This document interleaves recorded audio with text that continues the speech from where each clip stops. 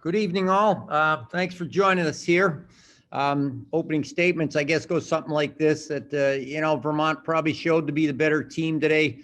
I think my staff complimented them on playing as a 5-person unit, which I think allowed them to play quicker, played a little bit more cohesively, moving pucks around. And, while we may have possessed the puck and held on to it in certain situations, it was maybe a little bit too individual or without enough quick support. And, that's something we've got to be a little better at tomorrow.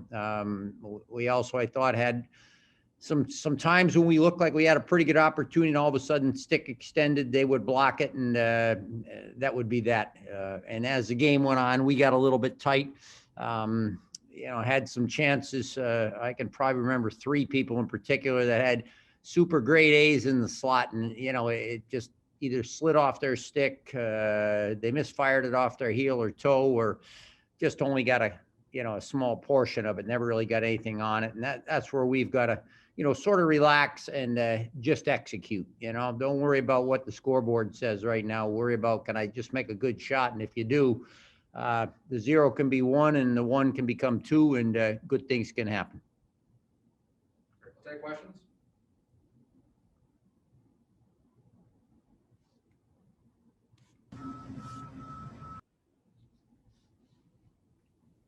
Hi, Coach. Hello, how are you? Good. How are you? Good. Thanks for doing this. I was just wondering, although it was a loss, this was one of the first games where you had a full roster. So how is it like just playing with a bunch of healthy bodies? Obviously not the outcome you want. But yeah, what does that do for the confidence of maybe the younger players having the older girls back on the ice? Yeah, I mean, it's great to have a full roster because, you're in a better position if you get a couple of injuries or something goes wrong, in the last, 4 regular season games and however many playoff games we play.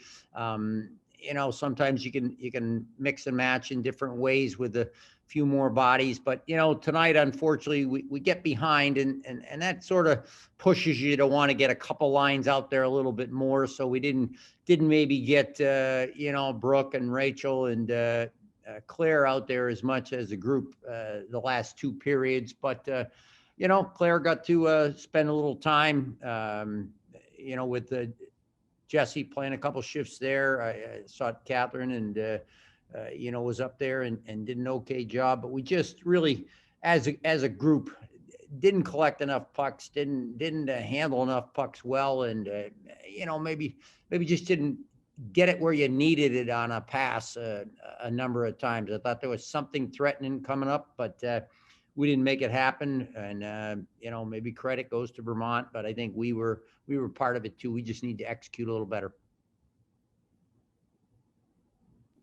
Coach, we're with the power play. What would you like to see from them going forward? It's been a point of struggle a little bit lately. Yeah, again, we came out of the gate with the first one, I think, was exactly what you'd want. Some good opportunities, puck moving around, close to 2 minutes of possession. And then, in the second and third one, I think that, individually, we probably got a couple of people that let us down tonight. No names need to be distributed here, but again, you've got to make good decisions, make poised decisions and, not give the puck away. I think when it's your turn to be more threatening, you've got to execute that flawlessly. And that means maybe getting your feet moving and being the second and third person at the net. That might be the person that's screening. And, I felt like we took probably a few too many shots from the flanks versus getting some pucks from the center, and when you do, you've got to hit the net, make it work. And even on that situation, we had a couple of pretty darn good looks and just didn't make the shot that got you over the top. McKenna had a pretty good chance in the slot. Was one, I think, maybe Christina Schuler had a loose puck or rebound there at one point, and it just kind of either slipped off her stick or maybe the goalie got a piece of it. I haven't seen it a second time, but we've just got to finish one of those, 2 of those, and that changes your mindset in so many ways. But again, the things we absolutely control, which is not giving pucks away and making sure we're willing to do what it takes to continue to be threatening, is really important. If we get too comfortable on the outside with 3 and 4 people, you just don't beat goalies in this league with shots from 45 feet.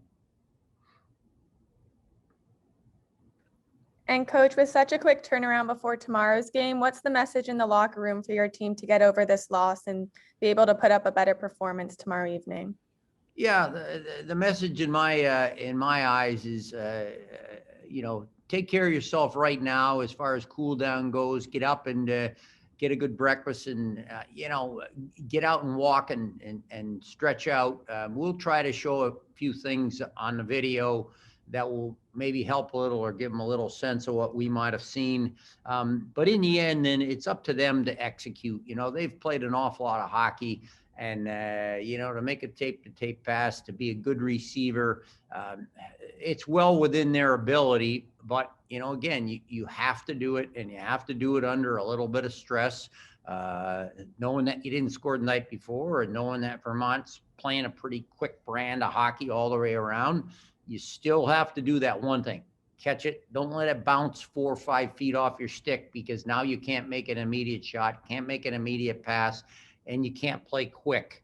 And that's partly relaxing. That's the hardest part for me to probably correct or help them with, because it has to come from within. And coach, what do you think of Schroeder's performance in net tonight and your performance in the defensive zone? Yeah, I mean, they get a backdoor play there. I think it was on the second one, and then they rattle a beautiful shot in on the third one. The first one hitting the net, hitting the post and being somewhere underneath her. Again, the initial shot was a real good one that, 12, 14 inches off the ice, it hits the post, and maybe had a little bit of bad luck involved with it there. But I wasn't disappointed in any goals she let in. I don't think there were any bad goals. I don't think there were any, maybe you call it medium bad goals or ones you'd like to get back. They scored pretty good goals. And, we worked in the defensive zone, but we were probably inconsistent in marking some people. And maybe needed to do just a little bit better job. We were quasi rattled early in the game. It was 8-9-2 maybe in shots, and that was the part of the game that gave them a 1-goal lead. And if everybody remembers, it was 1-0 with 17, 18 minutes left, and then all of a sudden a couple go in and it's game over. And they did a good job there. Right before, I think, the second goal, we had spent at least 2 full shifts controlling the play, having opportunities, looking like we were going to get opportunities, but they come down and it just seems like it was too easy, that they did a bang passing, so give them credit for that. But I got to ask myself, and we'll look on the video, where exactly did we go? How did we, end up leaving that kid sort of back door that open?